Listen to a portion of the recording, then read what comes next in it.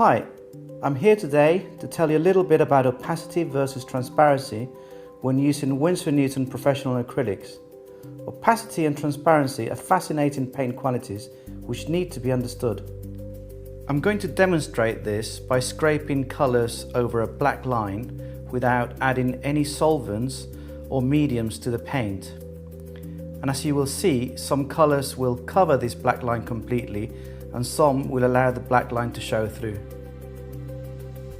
The mass tone of a colour can often look the same. When you squeeze the tube onto your palette, for example, the colour may appear very much to a colour adjacent, but the moment that you start using that colour, you will see that it behaves differently. It can either be opaque or transparent. I'm going to demonstrate this by first of all showing two different reds.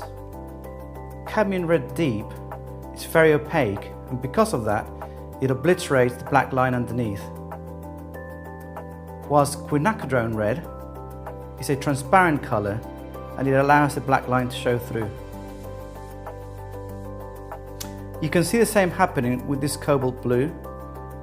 This is a very opaque colour, whilst French Ultramarine allows the black line underneath to come through.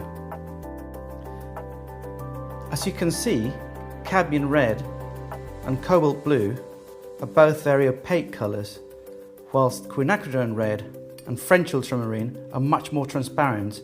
Transparent colours are ideal for glazing, whilst these more opaque colours offer a greater coverage.